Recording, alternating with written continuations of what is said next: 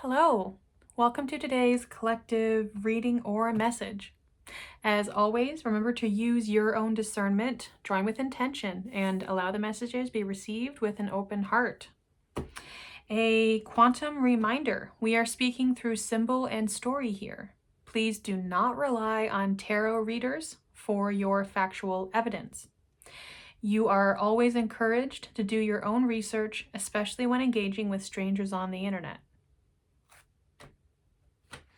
I just recorded a couple videos and some of it might be a little upsetting. And I get that. I hear you. And when was this? A week ago? A few days ago? I attended a Druid call online and was talking about labyrinths.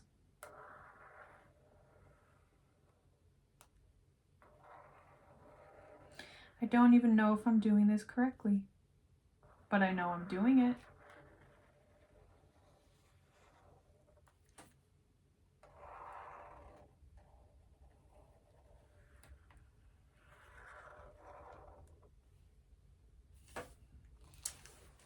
Now, I don't believe that is how they were intended.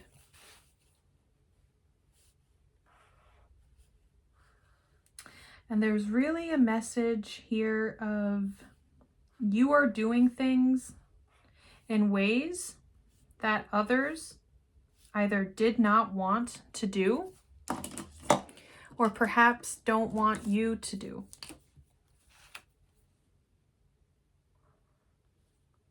And isn't that interesting? The experience of doing what others do not want you to do.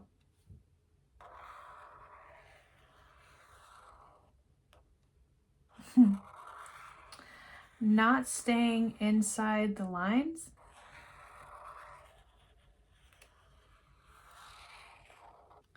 Still meeting the assignment, but your own way.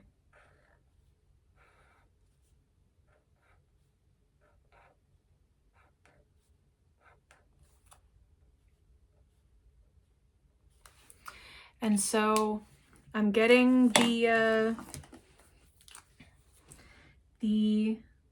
hint that there are a number of you that are tired of feeling like black sheep. I get that. I can relate to that. And it's this, like, the phrase that wants to come out that feels so rude is like, not to be the bearer of bad news. But change is coming. Change is occurring. This does not mean that the final shift is here. It's explicitly not here yet. And so for a while, we continue. It's kind of like being on someone else's time.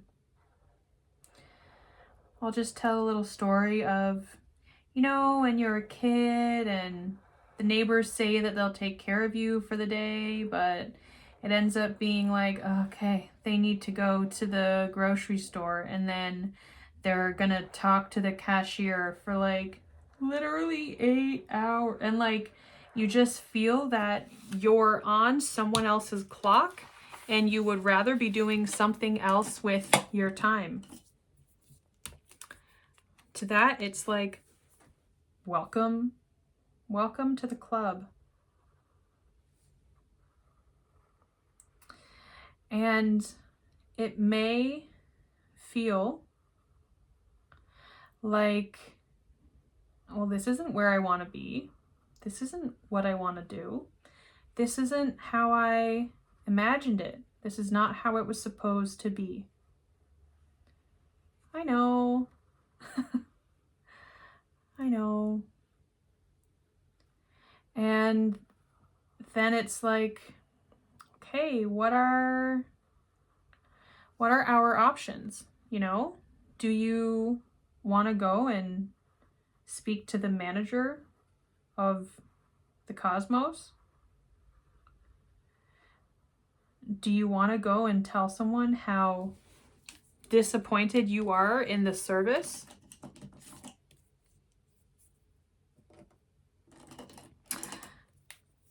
What will that conversation bring you?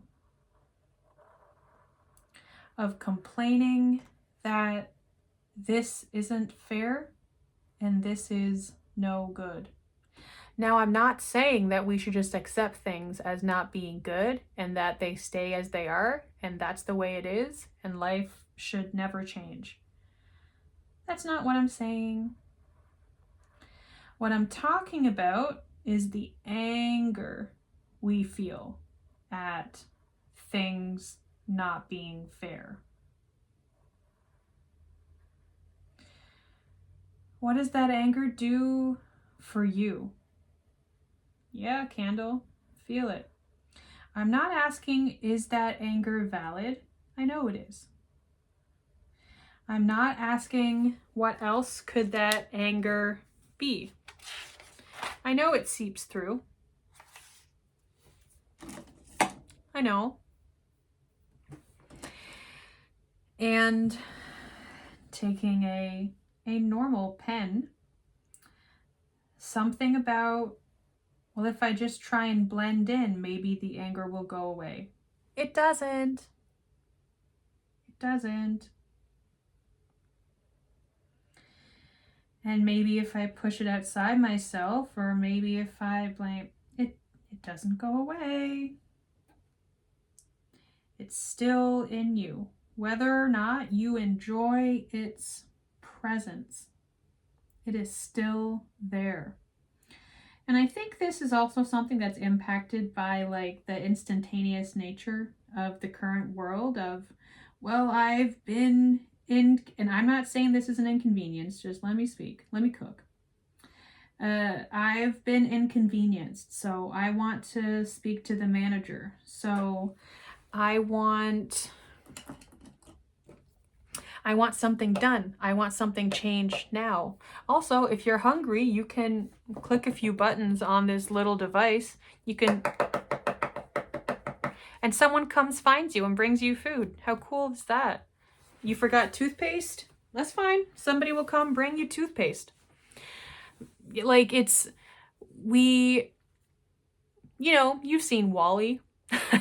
We are very much slippery sloping into a world domain where inconvenience is an anti-currency, which is not the same as saying that convenience is a currency.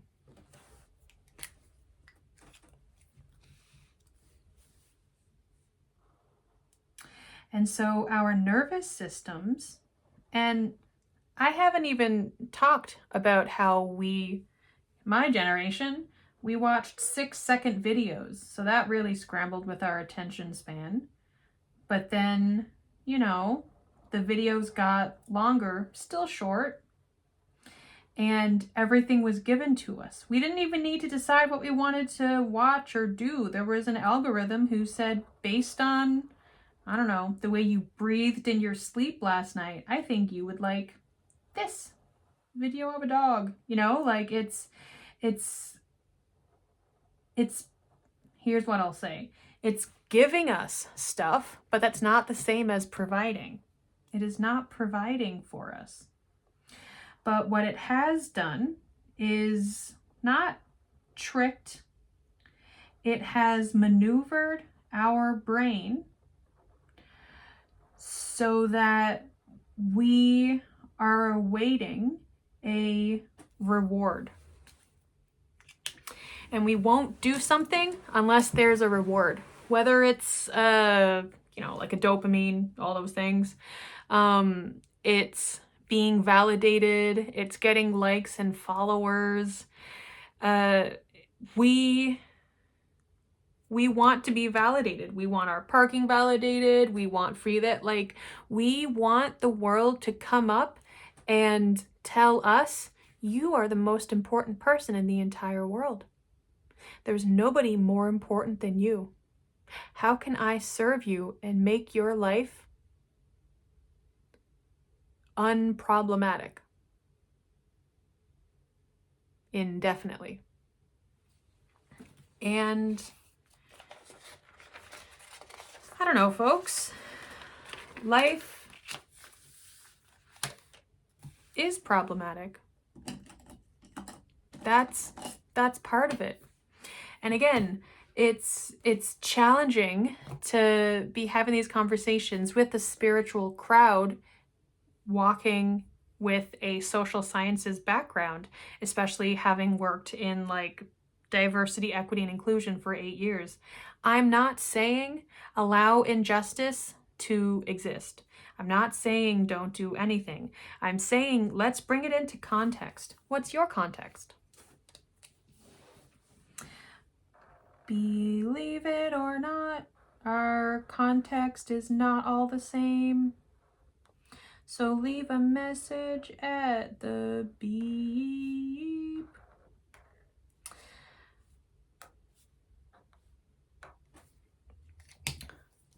What if you are not responsible for all suffering in the world? What if the only thing that you are responsible is caring for yourself and the ones that you care for, yes, but you are not responsible for ending collective suffering? Let that sit. How does that make you feel? You're not responsible for the suffering of the world.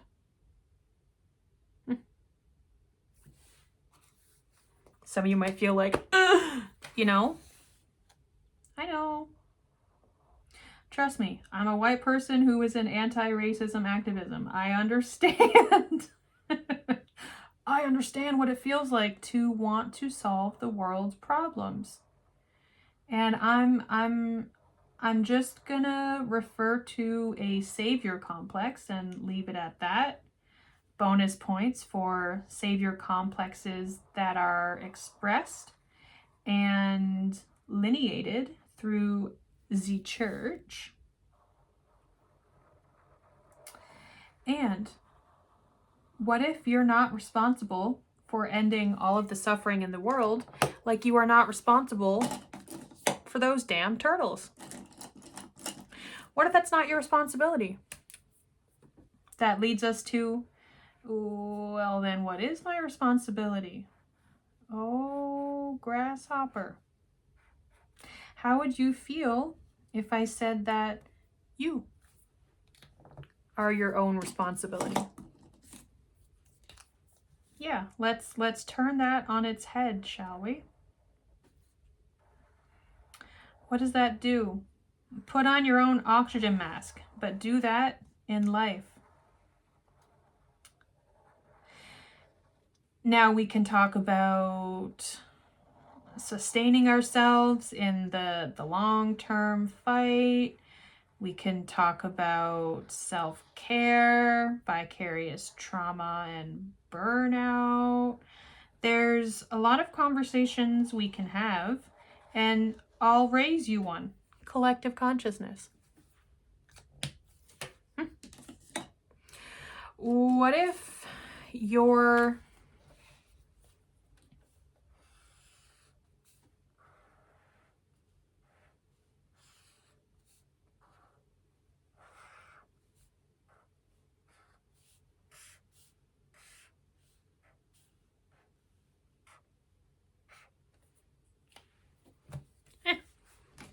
them apples.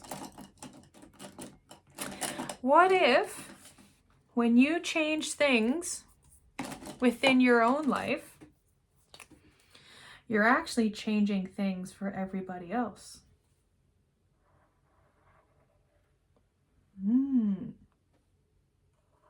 How does that make you feel?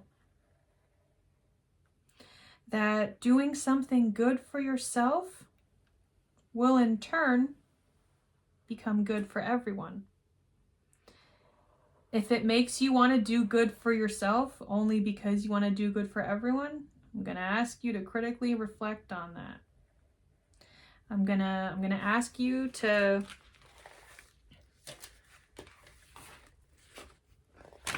dive a little deeper. Where was I? Let's say I was over here. You know what? I know I was, but let's say I was over here and I had to connect some dots that I wasn't really comfortable reorienting. Let's say I didn't like this. You know what, my friend? I don't like doing the dishes many times. It continues to be something within my control and my responsibility. My responsibility is to take care of myself. You know what? We are running out of room.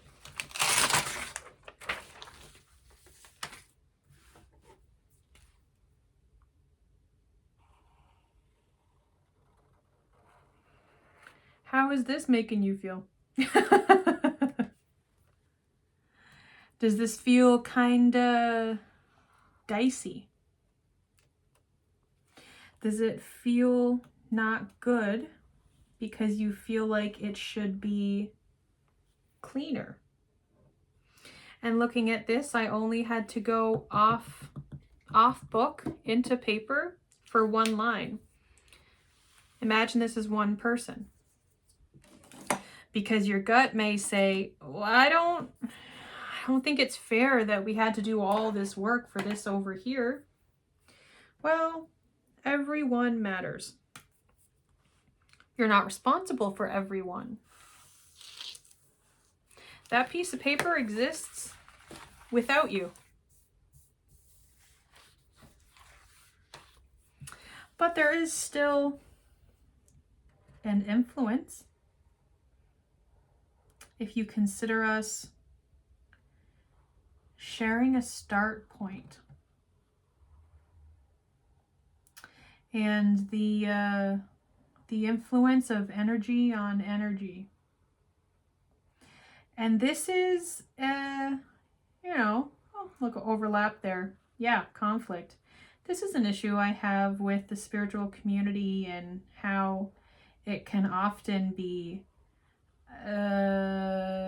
while I'm not responsible for other people's emotions or experiences, and it can very quickly be an escape route to say, that is not my fault. You know what? Sometimes it's not. Sometimes that's just the way it is. And sometimes spiritual people, especially spiritual people who are white in the West, sometimes what we are doing for our own spiritual liberation is harmful. And that's a fine line to walk. That's okay. Some of it is messy. Yeah.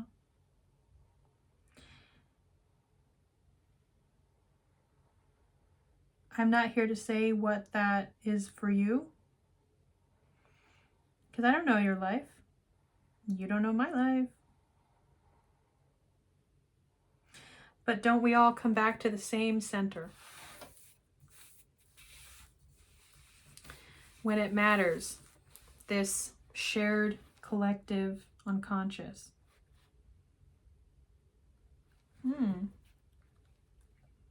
and trying to get it to line up exactly the way it was, tedious. So what if it's not about always ensuring everything is as it was?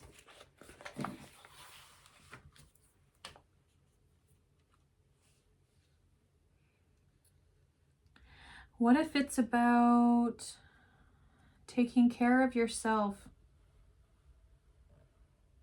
learning how to construct the ecosystem of influence? That way, you know, you're not feeling overwhelmed or overrun with, holy shit, the entire world is my responsibility and there's so much suffering happening now. Kind of gives you space to breathe. It's interesting. I wonder what happens to our nervous system when we have space to breathe, when we can regulate, when we are within our window of tolerance. But I'll tell you, it does not happen while we are still shouldering the responsibility of the entire world. It just doesn't happen that way. Although we do all come from the same place.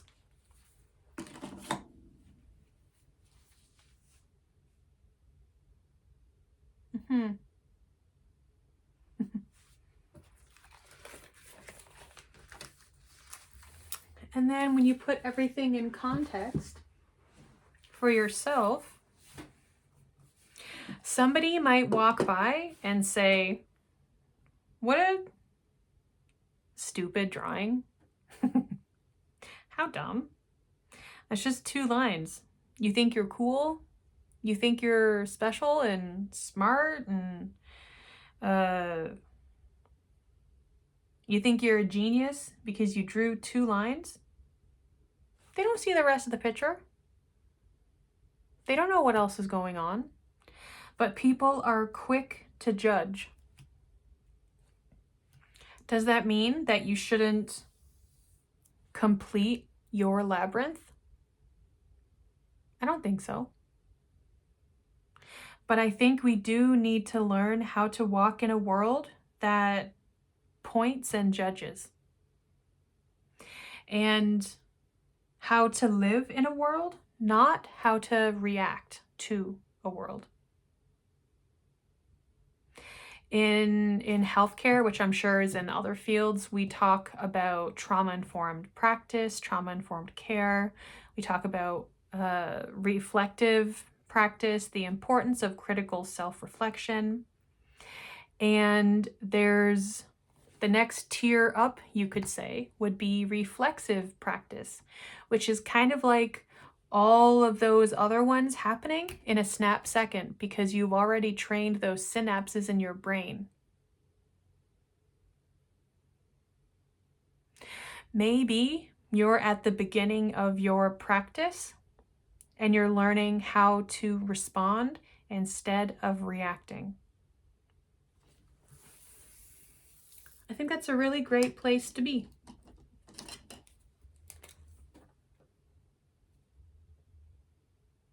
It's a little smile. It's just, it doesn't matter what it is. It really does not matter what it is. What do you want it to be? What do you want your life to be? What do you want your spiritual expressionism to be? How do you want to show up in a world where there's a lot of pressure from all sides of the media for us to identify individualistic solutions to systemic problems? And that's not going to work, my friend. And they're going to keep pushing us against one another. And so we keep pointing the finger in all other directions because they want us to be looking elsewhere. As long as we're looking for like someone else to be responsible, we're never gonna do the obvious thing and look in the middle. We're never gonna find a common coordinate on the map of injustice, you could say. And spiritual people, you know, I'm not making assumptions, I'm just talking. We do have the, I'll call it, unfortunate habit of putting off the importance of Earth and suffering on Earth and life on Earth. And there's just people who are like, I think that it's possible to get to other planets. Like, people are trying to go to Mars. It's crazy. And there are other people who are focusing on the astral and wanting to be outside of their bodies as much as possible. I tell you, kid, your body plays a huge role. That's a really big part in all of this. Your body is like the signal broadcaster reception. Like, your body is part of it. Your life is spiritual. And if you feel it's not, you're probably not watching this video. And if you're watching this video and you disagree with me, cool. What if disagreeance is the same as air? Just because there are these interruptions doesn't mean we can't find these themes of habit. It's another little smiley. No, really. They just don't want you to see the thing.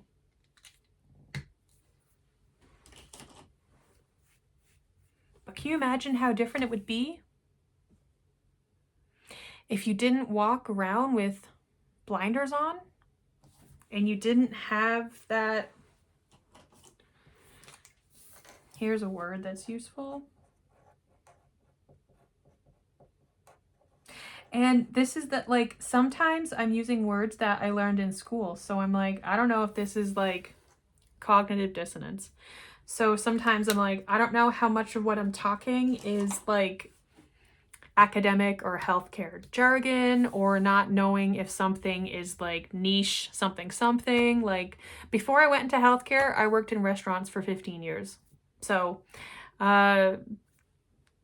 when I was exposed, my degree before that was Asian studies. So we're doing language and culture. We're not talking about, anyway, we're not talking about practice per se. But I'm really mindful that I don't want to speak without giving context for the speech. I don't want to be speaking over people's heads, but I'm also like, maybe that's something, I know it's like a psychology term, etc.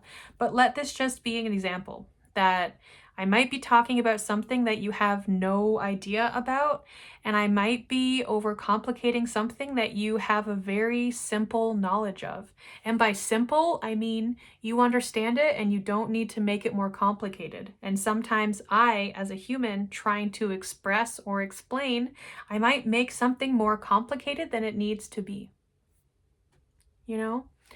But based on your understanding or not understanding or confusion or resonance with what I have to say, all that means is that you're another person. And hello, other person.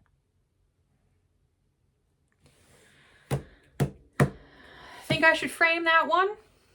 A beauty? It is funny though how the circle came in between the two lines. Interesting. So I'm going to leave this here. As always, if anything that I said resonated with you, sparks interest, you can like this video, comment down below, and subscribe to hear from me more often. In the description, you will find a link to my Substack, which hosts the 444 Collective, a virtual ecosystem, excuse me, a virtual ecosystem operating as a place to gather and explore together. I've been talking for 2 hours. I'm tired. Stay tuned.